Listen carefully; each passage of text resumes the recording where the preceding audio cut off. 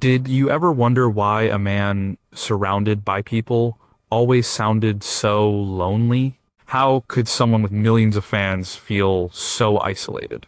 And how did the voices singing behind him so often manage to capture that private sadness, turning a simple song into something that could break your heart? It wasn't always in the lead vocal. Sometimes the real story, the deepest ache, was in the harmony. It was in the echo, the response, the quiet whisper of a choir that understood his pain better than anyone. Number 16. Why does a child's hunger sound like a choir? The songwriter Mac Davis saw his own childhood friend, who was black, get into trouble because of poverty. He wrote the song based on that memory. Elvis Presley's father, Vernon, told him not to record the song, fearing it was too controversial and could hurt his image. The song was recorded at American Sound Studio in Memphis, a place known for its soul and R&B recordings, which gave it a grit Elvis's recent recordings had lacked. The female backing vocalists on the track were part of the studio's house team, not his usual tour group, which added a different, more authentic flavor. The song is In the Ghetto, and it's a story. Elvis is the narrator. He's a reporter on the scene telling you what he sees. His voice is clear, it's steady. He's just giving you the facts. A child is born in a cold, gray Chicago morning. His mother cries, he grows up hungry, he learns to steal and fight. He buys a gun, he dies, and another child is born. The cycle continues. It's a bleak story. Elvis sings it straight. He doesn't overdo the emotion. He lets the words do the work. But then you hear them. The backing vocals, they come in softly. They're not just singing notes, they are sighing. They are mourning. When Elvis sings that the boy is hungry, their voices swell up behind him. It's a sound that's both beautiful and full of pain. It's not an angry sound. It's a sound of deep, unending sorrow. They are the voice of the community. They are the other mothers in the ghetto watching this happen again and again. And they have one specific line they sing. After Elvis sings and his mama cries, the backing vocals echo it. But they don't just echo it, they embody it. Their voices are the sound of that mother's cry. It's a gentle sound, almost like a gospel lullaby. But it's a lullaby for a life that's already doomed. The sweetness of their harmony makes the bitterness of the story even harder to take. It's a stark contrast. The beautiful music highlights the ugly reality. As the song builds, so do the vocals. When the young man buys a gun and runs, their voices get higher and more urgent. They are the sound of the inevitable tragedy. They are not judging him. They are weeping for him. They know how this story ends. They've seen it before. And then, at the very end, as the story concludes, with the young man dead in the street, the vocals fade out. They gently repeat the main melody. It feels like a prayer, a hopeless prayer, because right after Elvis tells us another little baby child is born, the cycle starts over. The beautiful, sad music tells you that this will keep happening. The backing vocals are not just decoration. They are the soul of the song. They are the collective grief of a world that watches its children suffer and does nothing. They take a social commentary song and turn it into a personal tragedy that feels universal. They make it so much sadder because their beauty makes the situation feel so much more hopeless. Number 15, what does it sound like when hope fades out? This song was recorded in a single take at 4 a.m. after an exhausting 8-hour session. Elvis had a bad cold during the recording. The famous fade out and fade in at the end of the song was the producer's idea, meant to simulate the feeling of a live show. The song itself is actually a blend of two different songs that the songwriter, Mark James, had started. The song is Suspicious Minds. On the surface, it's not a sad song. It's a song about passion, frustration, and desperation in a relationship. It's about a man pleading with his partner to believe in him. The tempo is upbeat, the horns are powerful. Elvis's performance is full of energy. He sounds strong, he sounds like he's fighting for this love. The backing vocals start out as a support system. They punctuate his lines. When he sings, "We're caught in a trap," they're right there with him, adding to the feeling of being cornered. The female voices from the Sweet Inspirations are soulful and urgent. They match his energy. They are his allies in this fight. They understand his frustration, but the song changes. The real sadness isn't in the verses. It's in the end. The song famously fades out. You think it's over. The fight is done. And then it fades back in. But this time it's different. The tempo is slower. Elvis is repeating the lines, "We're caught in a trap. I can't walk out." He sounds more tired now, more desperate. The fight is draining him. And this is where the backing vocals do something remarkable. They stop being just support. They become the sound of the trap itself. They repeat their lines over and over, just like he does. The harmonies are tight. The rhythm is relentless. It creates a loop, a cycle. There is no escape. The music literally traps you. It refuses to end. The sadness comes from this repetition. The initial energy of the song is gone. Now, it's just exhaustion. It's the sound of an argument that never gets resolved. The sound of two people going around in the same circle forever. The backing vocals aren't helping him anymore. They are a wall he can't break through. They are the voice of the suspicion that he can't overcome. And as Elvis's vocal gets more raw and frantic, the backing vocals remain perfectly, relentlessly in place. This contrast is what makes it so heartbreaking. He is falling apart, but the problem, the trap, remains solid and unchanging. The fade out is not a gimmick. It is the theme of the song made real. It tells you that even when you think you've escaped, you haven't. You're pulled right back in. The backing vocals in the end are not singing with him. They are singing at him. They are the walls of the prison. He's built for himself. They turn a passionate rock song into a tragedy about emotional entrapment. Number 14, How Can a Choir Sound So Resigned? The song Any Day Now was a hit for Chuck Jackson in 1962, written by Burt Bacharach and Bob Hilliard. Elvis recorded his version in 1969 at American Sound Studio, during the same legendary sessions that produced Suspicious Minds and In the Ghetto. The Sweet Inspirations, led by Cissy Houston, provided the soulful backing vocals that were a signature of these sessions. The song was initially left off the main album from these sessions from Elvis in Memphis and was released later. This is a song about knowing the end is coming. It's not a surprise. It's not a sudden shock. It's a slow, painful realization that a relationship is over. The lyrics are full of quiet dread. Any day now, I will be hearing, "Goodbye, my love." Elvis sings it with a kind of weary acceptance. His voice isn't full of anger or pleading. It's heavy with the weight of what he knows is true. The backing vocals performed by the Sweet Inspirations are crucial to this feeling. They don't come in with a big, powerful sound. They enter with a soft, almost hushed tone. They sing the title phrase, "Any day now," like a mantra of doom. Their voices are gentle, but there's no comfort in them. It's the gentleness of a doctor giving you bad news. Their harmonies are complex and soulful. They don't just hold a note, they move around the melody, weaving in and out of Elvis's lead vocal. This creates a feeling of unease. It's like a quiet storm brewing in the background. Their sound is beautiful, but it's a sad beauty. It's the beauty of an autumn sunset. You know, the darkness is coming right after. The real heartbreak comes in how they interact with Elvis.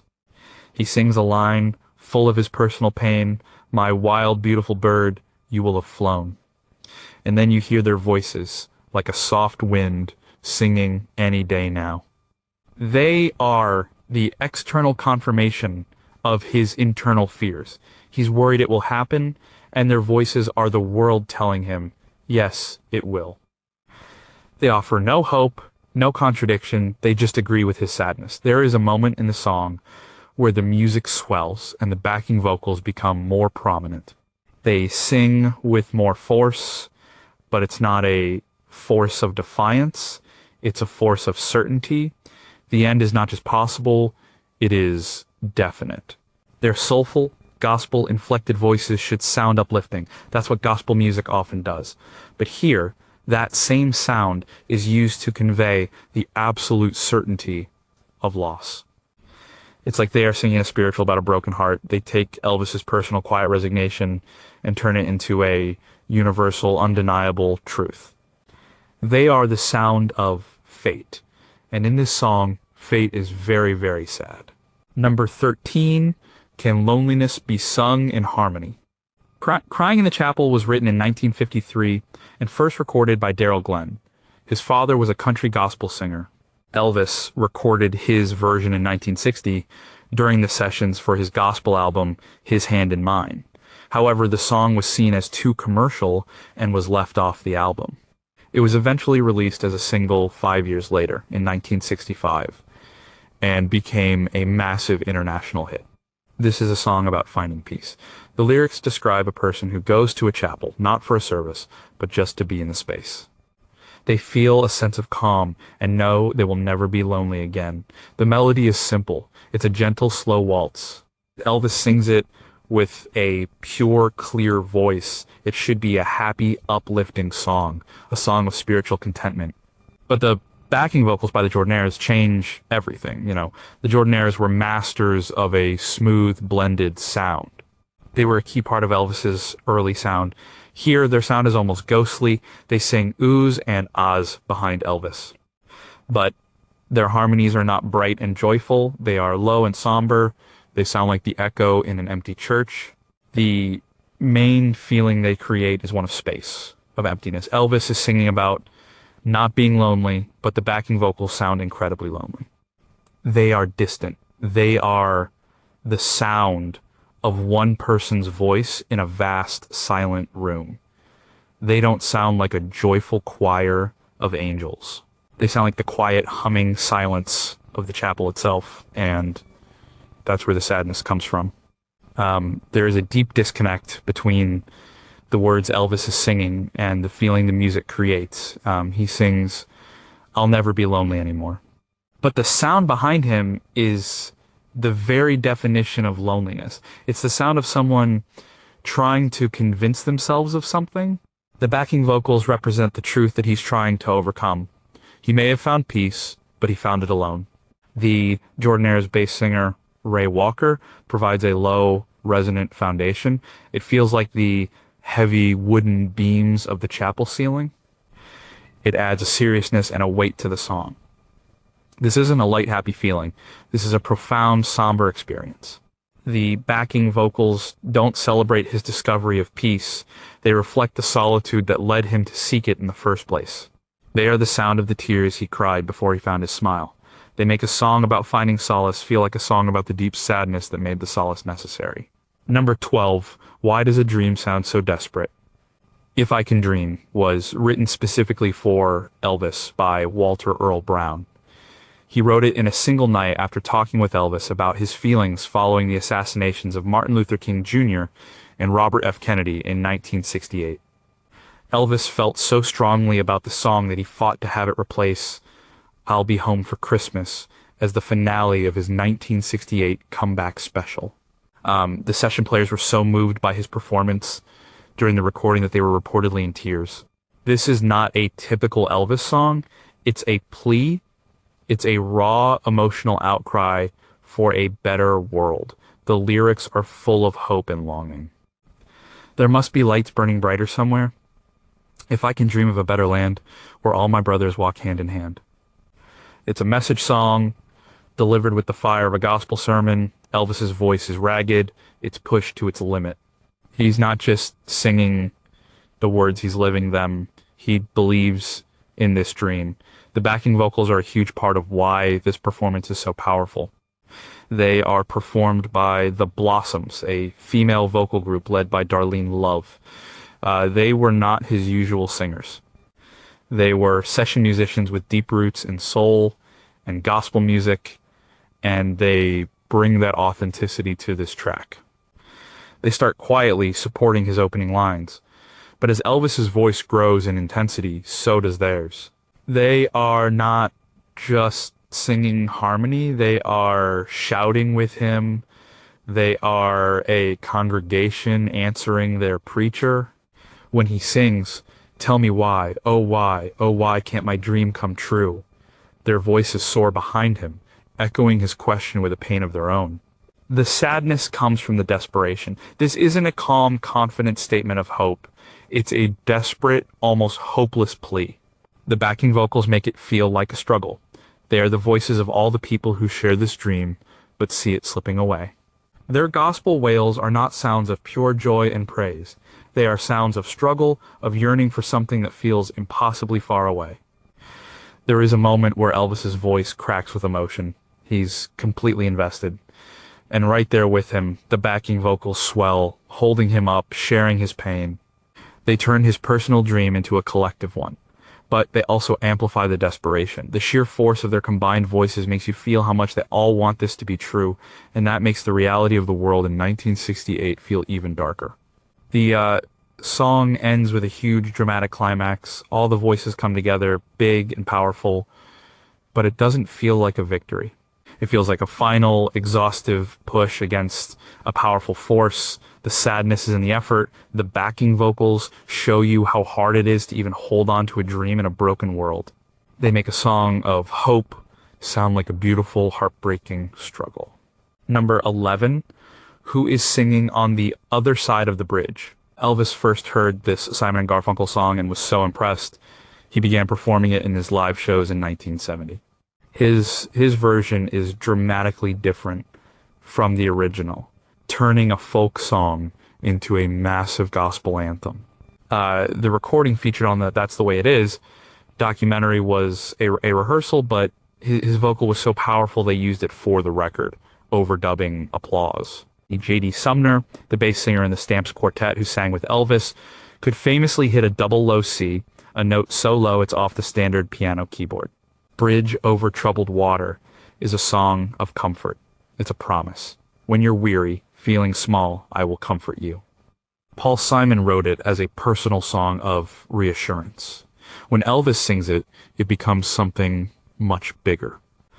It's not one friend talking to another. It's a man talking to a higher power, or perhaps a higher power talking through him. The arrangement starts small. It's just Elvis and the piano. His voice is tender. He's delivering the promise. Then the orchestra comes in and the song starts to build. But the moment of transformation is when the backing vocals enter. They are a full gospel choir composed of the Imperials and the Sweet Inspirations. They don't just sing notes. They testify. Their entrance changes the entire meaning of the song. It's no longer just a man offering help. It's a spiritual event. Their voices are a wave of sound, powerful and overwhelming. They create a soundscape that is vast and epic. The bridge is no longer a simple metaphor. It feels like a real massive structure built of human voices. The sadness is subtle here. It's not about loss or heartbreak in the traditional sense. The sadness comes from the troubled water. The backing vocals are so huge, so powerful, that they make you feel the scale of the trouble they are trying to cross. You don't need a bridge that big for a small puddle. The epic scale of the solution implies an epic scale of the problem. J.D. Sumner's incredibly low bass notes anchor the whole thing. His voice is the foundation of the bridge. It's a sound that comes from the deep. It adds a gravity and seriousness that is almost frightening. Above him, the other voices soar, reaching for the heavens. This contrast between the deep, earthy bass and the high, angelic sopranos creates a massive sonic space. And Elvis is in the middle of it all, his voice raw with emotion. He sounds like a man in the middle of a storm, calling out. The choir is the sound of the salvation he's reaching for, but their power also emphasizes his vulnerability. He is one man in the face of immense trouble. The song is ultimately uplifting, but the backing vocals create such a powerful image of the troubled water that a profound sense of struggle and sorrow remains. They show you just how deep and wide the river of pain can be, and that's a sad, awe-inspiring thing.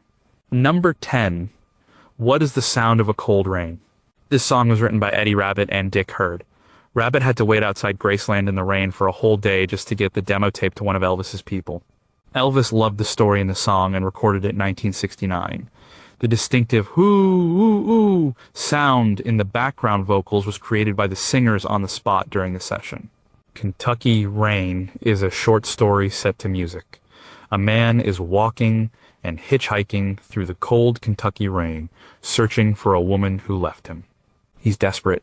He's exhausted. The lyrics are full of vivid images, Seven Lonely Days, a cold, hard-shouldered highway. Elvis sings it like a man on a mission. His voice is determined but laced with weariness. The backing vocals are what create the atmosphere. They are the rain, they are the cold, they are the landscape he's moving through. They don't sing many words. Their main job is to create a mood, and they do it perfectly. The most memorable part is that whoo, whoo, whoo sound. It's not a happy sound. It's the sound of the wind. It's the sound of a distant train whistle. It's the sound of loneliness itself. And it hangs in the air behind Elvis's voice, a constant reminder of the cold and the emptiness surrounding him. It makes his search feel more desperate, more hopeless. The world of the song feels bleak and unforgiving because of that one sound. The female vocalists, the Sweet Inspirations, also sing lines like, "Kentucky rain keeps pouring down." When they sing it, it's not a weather report. It's a statement of fact. It's a force of nature that is working against him. Their soulful voices give the rain an emotional quality. It's not just water, it's a sad-eyed rain. The sadness comes from the way the backing vocals isolate him. He is the only one with a clear, defined voice telling a story. They are the formless, ambient sound of his miserable environment.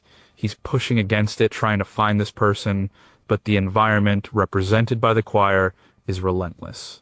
It's a song about a man versus the elements, and the backing vocals are the elements. As the song reaches its climax, Elvis's voice gets more powerful and pleading.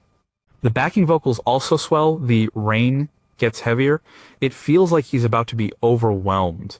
The song ends without a resolution. We don't know if he finds her. The music just, fades away, leaving him out there in that cold, lonely soundscape the backing singers created. They turn a simple story song into a haunting piece of atmospheric dread. Number 9 are Those Voices His Conscience. Elvis recorded Always on My Mind in March 1972, just a few weeks after he and Priscilla had separated. The song was written by Johnny Christopher, Mark James, and Wayne Carson. Carson said he wrote most of it in 10 minutes at his kitchen table in Missouri. The song was released on the B-side of the single Separate Ways, making it a powerful statement about his divorce. This is a song of regret. It's a direct apology. The lyrics are simple and honest. Maybe I didn't treat you quite as good as I should have. Maybe I didn't love you quite as often as I could have. It's a man looking back and realizing his mistakes. Elvis's performance is incredibly vulnerable. He's not the king. He's just a man with a broken heart, admitting his faults. His voice is soft, almost conversational. The backing vocals play a very special role here. They are not a big choir. They are a small, tight group. They sound like they are inside his head. They echo his thoughts. They are the voice of his conscience. When Elvis sings the main hook, "You Were Always on My Mind," the backing vocals come in right after, softly repeating, "Always on my mind." It's not a call and response. It's a confirmation. It's as if he has a thought, and then another part of his brain confirms it, cementing the regret.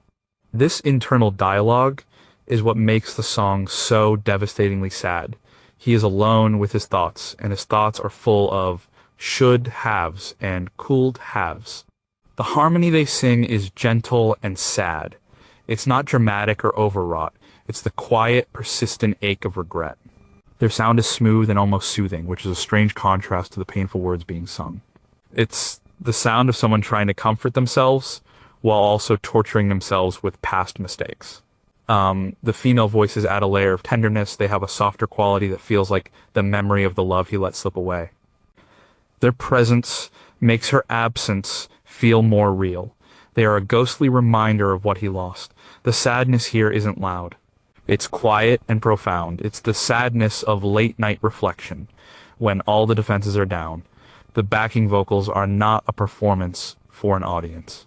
They feel like a private, internal moment that we are allowed to overhear. They are the whispers that keep you awake at night, reminding you of where you went wrong.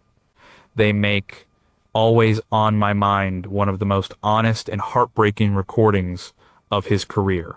Number 8, How Do You Sing a Quiet Goodbye? This song was written by Red West, a longtime friend of Elvis and a member of his Memphis Mafia. West wrote it about his own marital problems, but he played it for Elvis right after Elvis and Priscilla separated in 1972. The recording session was reportedly very emotional. Elvis recorded it as part of a two-sided single with Always on My Mind, directly addressing the end of his marriage. Separate Ways is a song about the painful, practical reality of a breakup, especially when children are involved.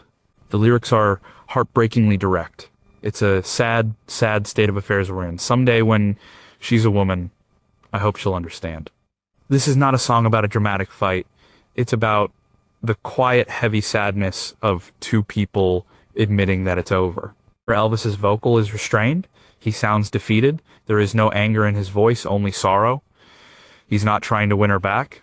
He's just stating the sad facts. This quiet delivery makes the song even more painful. The backing vocals by the Imperials are key to this feeling of quiet resignation.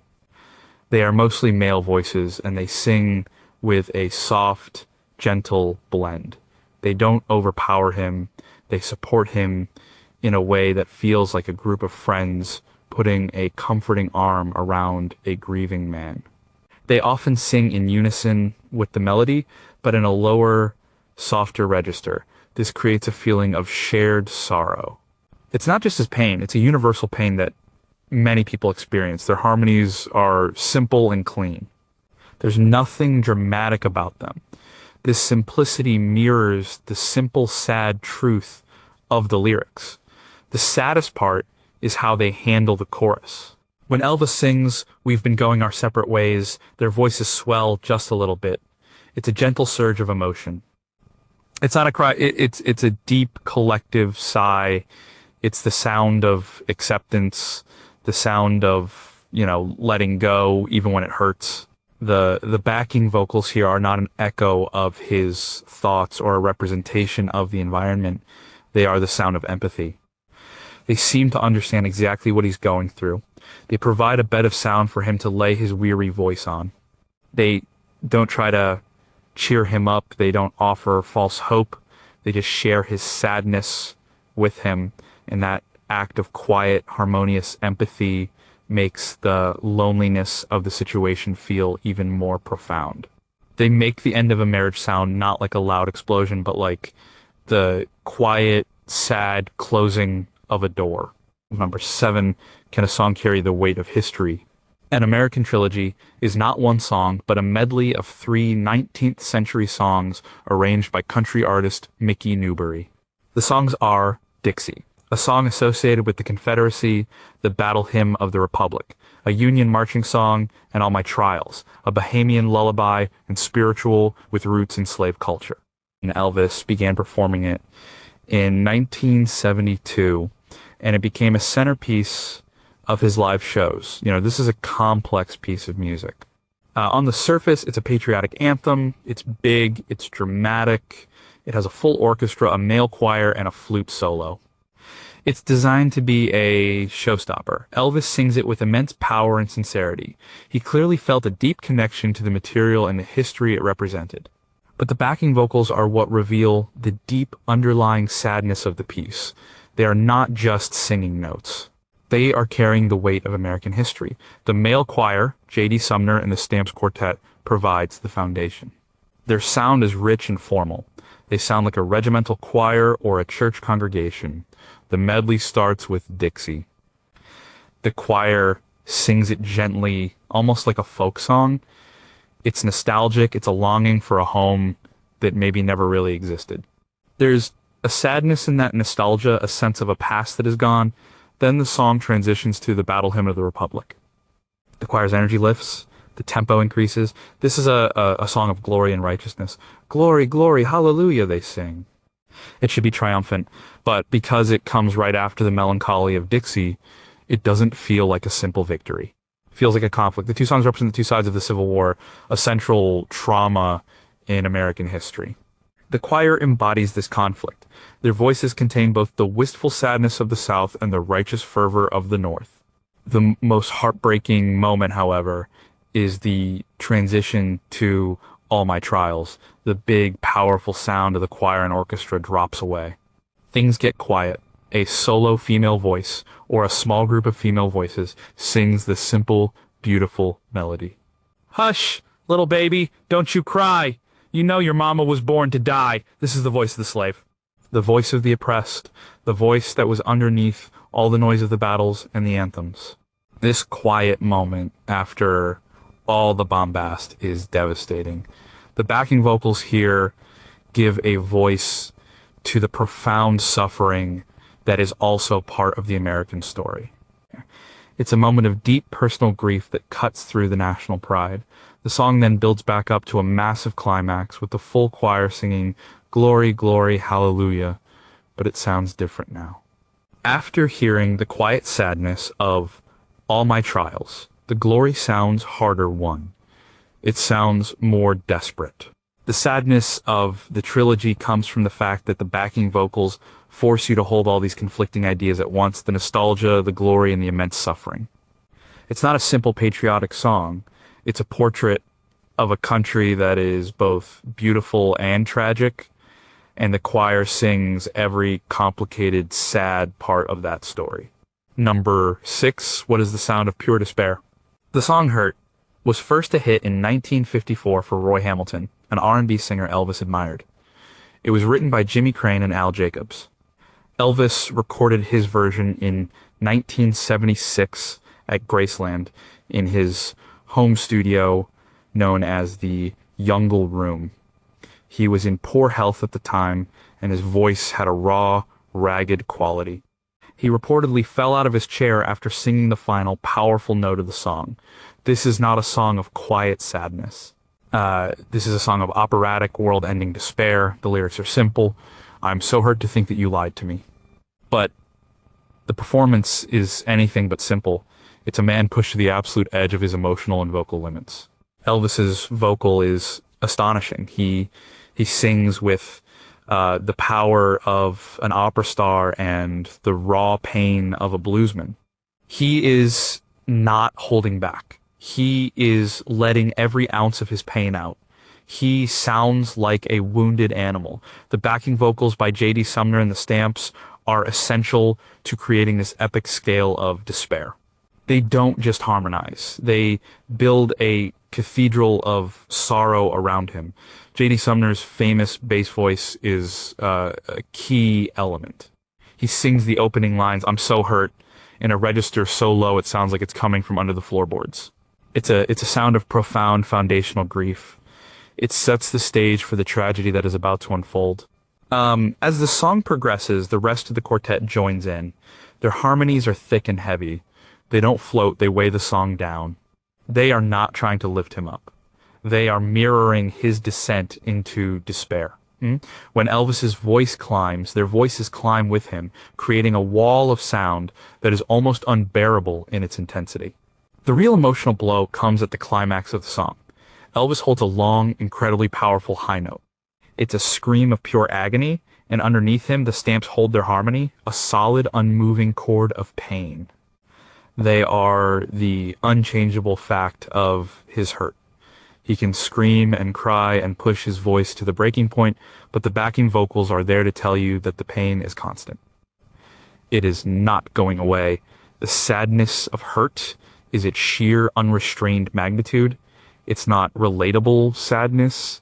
It's almost mythical. The backing vocals are what make it feel so huge. They take a personal feeling of being hurt by a lover and blow it up to the size of a Greek tragedy.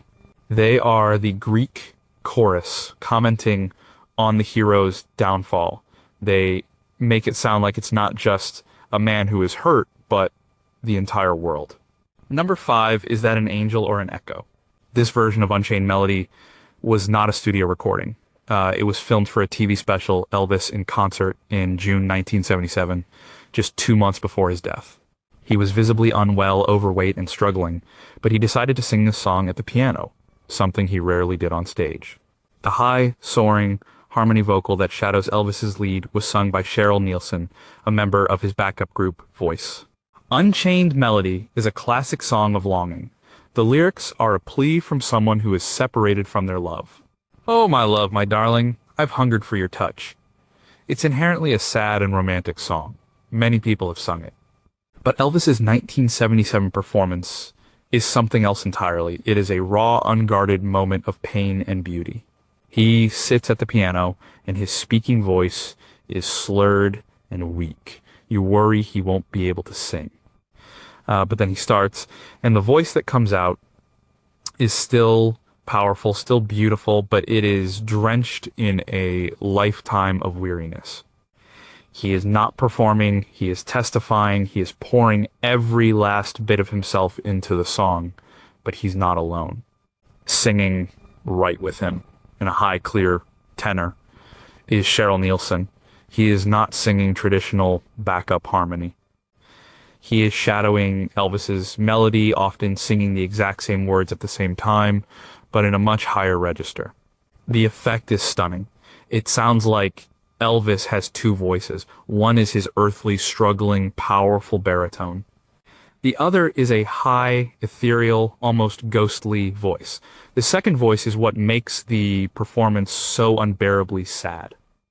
It sounds like his soul trying to escape his failing body. It's the voice of his younger, purer self. It's an angelic echo. It is the sound of the beauty he could still create, even as his physical self was deteriorating. The contrast between the two voices is everything. You hear the strain and the effort in Elvis's voice. You see his struggle on his face, but then you hear this effortless, beautiful, high harmony floating above it all. It creates a tension that is almost spiritual. It's a dialogue between the physical and the metaphysical, the body and the soul. When Elvis pushes for the song's famous climax, I Need Your Love, his voice is a raw, desperate cry. And Cheryl Nielsen's voice is right there, soaring above him, a pure, clean note of longing. It's one of the most heartbreaking sounds in his entire catalog. The harmony doesn't comfort him. It highlights his pain. It is the sound of the ideal love he is hungering for, a love that seems impossibly out of reach. It makes his final performance of this song not just a concert, but a confession. Number 4, how can a gospel song be so overwhelming? Elvis won his first Grammy Award for the album How Great Thou Art in 1967. The title track was a Christian hymn based on a Swedish traditional melody and a poem. He had grown up singing gospel music, and it remained his truest musical passion throughout his life. The recording features the Jordanaires and the Imperials, along with a female group, creating a massive choir sound. How Great Thou Art is a song of praise and awe. The lyrics describe looking at the wonders of nature, the stars, the rolling thunder, and being overwhelmed by the power of God. It is supposed to be a song of joyful worship, and in many ways, Elvis's version is. His performance is sincere, powerful, and deeply felt. But the backing vocals transform it from a simple hymn into an experience of terrifying, awesome power. The sadness in this song is not about loss or heartbreak. It is the sadness of being small and insignificant in the face of something impossibly large. It is the sorrow that comes with overwhelming awe. The song starts quietly, with Elvis's voice and a simple accompaniment. He is a man contemplating the world. Then the choir enters, and they don't just enter, they arrive like a force of nature. The sound is immense. It's a wall of voices, perfectly blended, that completely envelops the listener. They are not just supporting Elvis. They are the sound of the rolling thunder he is singing about. The arrangement is a slow, steady build. With each verse, the choir gets louder and more powerful. They are a tide coming in. You feel their power growing. J.D. Sumner's bass notes on this track are legendary. They are so low, they are more of a feeling than a sound. They are the sound of the earth itself, the foundation of the universe. When the song reaches its chorus, then sings my soul, my Savior God, to thee, how great thou art, the full power of the choir is unleashed. It is a genuinely overwhelming sound. It is so big, so powerful that it is almost frightening. This is not a comforting, gentle God.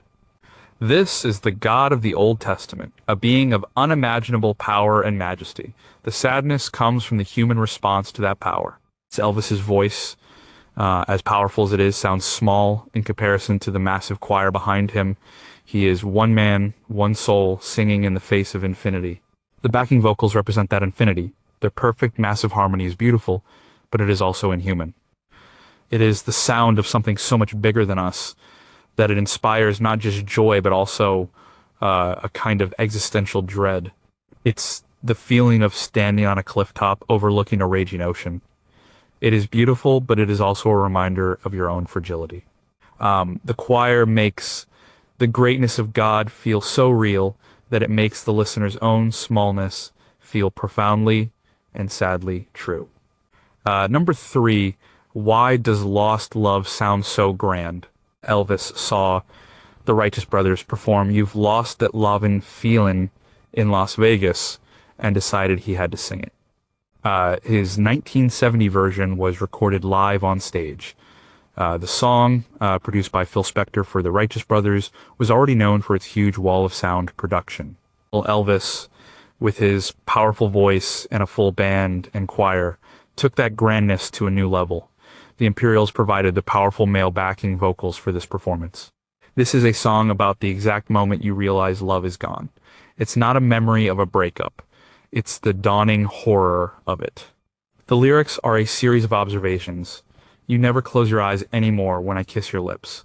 There's no tenderness like before in your fingertips. It's a slow, painful diagnosis of a dying relationship. Bill Medley's original lead vocal was a low, mournful baritone. Elvis sings it in a similar range, his voice full of a quiet, growing panic. He is pleading, trying to stop the inevitable. Bring it on back, he begs. The backing vocals by the Imperials are what make this version so tragic on such a grand scale. They don't just sing harmony, they act as a force of destiny. When Elvis sings a line detailing another piece of evidence that the love is gone, the Imperials respond with a low, powerful ho-oh-oh. It's not a sound of sympathy, it sounds like a judgment, it sounds like a Greek chorus, confirming the tragic facts. He's trying to deny it, but their voices are the undeniable truth. Their most powerful contribution is in the chorus. Elvis sings, You've Lost That Lovin' Feelin', and they come in behind him, their voices big and booming, repeating the line. They are not his conscience. They are not his friends. They are the voice of his partner, the world, and reality itself, all telling him the same terrible thing. He is one man pleading, and they are a massive, unified voice stating a fact. The sadness is in the power imbalance. His voice, as strong as it is dwarfed by the sheer sonic force of the Imperials. It's one man's desperate hope against an army of certainty. The grandeur of their sound makes his personal heartbreak feel like a huge cinematic tragedy. It's not just a relationship ending, it's a world ending. As the song builds, so does the intensity. The drums crash, the orchestra swells, and the Imperials get louder, their who-ohs more insistent. It's a storm of sound, and Elvis is at the center of it, a man about to be swept away. The backing vocals are not a comfort. They are the storm. They turn a song about a quiet, intimate moment of realization into a loud, epic, and utterly hopeless declaration of loss. Number 2, what does emptiness actually sound like? Without Love There Is Nothing was a song Elvis performed with deep passion in his live shows during the 1970s. It was originally a rhythm and blues ballad from the 1950s. Elvis's version transforms it into a stark, dramatic statement of personal desolation. The performance is almost a solo piece for his voice and the bass voice of J.D. Sumner. The song's message is absolute. It is a list of all the things that are meaningless without love. I could have the world and all its gold. I could be a king upon a throne. But without love, the singer is a man who's lost and so alone. It's a simple, powerful idea. Elvis sings it with a raw, open-hearted emotion. He's not just singing lyrics. He is delivering a personal credo. You can hear the loneliness of his own life in his voice. He had all the fame and fortune the world could offer, but this song suggests it was all hollow. The backing vocals, or in this case, the main backing vocal, is what creates the feeling of a vast, empty space. Throughout the song, J.D. Sumner's bass voice echoes the last word of Elvis's lines. Elvis will sing, "Without love, I am nothing at all." And a moment later, from the sonic depths, you hear Sumner's voice, like a rumble from the center of the earth, sing the word all. This is not harmony, it is an echo. It is the sound of Elvis's own words coming back to him from across a giant empty chasm. Sumner's voice is so low and resonant that it doesn't sound entirely human. It sounds like the voice of the void itself. It is the sound of nothingness. The effect is profoundly sad. Elvis is making these grand, desperate statements, and the only reply he gets is a dark, empty echo of his own words. He is completely, utterly alone. The other singers in the group are there, singing soft, sustained chords in the background, but they are mixed so low, they just sound like a distant, cold wind. The real duet is between Elvis and the Abyss is just repeating his own despair back to him. The sadness comes from this isolation. The song is a declaration of need, a cry for connection, but the vocal arrangement tells you that there is no connection to be found. He is singing into an empty room, and the only answer he gets is the sound of his own solitary voice bouncing off the far wall. J.D. Sumner's vocal part is one of the most brilliant and simple arrangements in Elvis's catalog. It doesn't add harmony or counterpoint. It adds emptiness, and that makes the song one of his most devastatingly lonely. Number 1, how can a Christmas song be so hopeless? Blue Christmas was written in the 1940s and had been recorded by Ernest Tubb in a straightforward country style. And Elvis recorded his version in 1957 for his first Christmas album. He reportedly didn't want to record it, thinking it was beneath him, and the session was informal and loose. The high wailing soprano vocal was sung by Millie Kirkham, a studio singer who was asked to sing wrong notes to create a silly, over-the-top sound. This song should be a novelty. It's a Christmas song, but it's about being sad during the holidays. The lyrics are simple. I'll have a blue Christmas without you. It's a common enough sentiment, and Elvis's performance has a playful, slightly ironic rock and roll swagger to it. He's not weeping, he's cool about his sadness, but the backing vocals make this song one of the saddest, strangest, and most haunting recordings of his career. They operate on 2 levels. First, you have the Jordanaires. They sing their classic, smooth oohs and ahs. They are the sound of a traditional, perfect Christmas. They are the sound of the decorations, the warm fireplace, the happy families on Christmas cards. They represent the ideal Christmas that Elvis is missing out on. Their smooth, perfect sound is a constant reminder of the joy he doesn't feel. But then there is Millie Kirkham. Her high, ghostly soprano voice floats above everyone else. She doesn't sing words. She sings a hoo, ooh, ooh, that sounds like a theremin or a musical saw. It's an eerie, unsettling sound. It doesn't belong in a Christmas song. It doesn't belong in a rock and roll song. It sounds like it's coming from another world. She was told to do something unusual, and she did. The result is pure, unadulterated loneliness made audible. Her voice is the sound of the cold wind blowing outside the window. It is the sound of a ghost. It is the sound of complete and utter isolation. It is the blue in Blue Christmas. The combination of these 3 vocal elements is what creates the profound sadness. You have Elvis trying to be cool about his pain. You have the Jordanaires representing the unattainable happiness of the season. And you have Millie Kirkham representing the stark, cold reality of his loneliness. Her voice cuts through the cozy sound of the Jordanaires. It's a cry in the wilderness. While they sing of Christmas cheer, she sings of desolation. This contrast makes the song deeply unsettling. It's not just sad. It's existentially lonely. It captures the unique pain of feeling miserable when everyone else is supposed to be happy. The backing vocals, especially that one strange, high, wailing voice, take a simple holiday blues song and turn it into a timeless anthem of seasonal depression. It is the saddest sound because it is the sound of a single lonely soul shivering in the cold while the rest of the world celebrates in the warmth.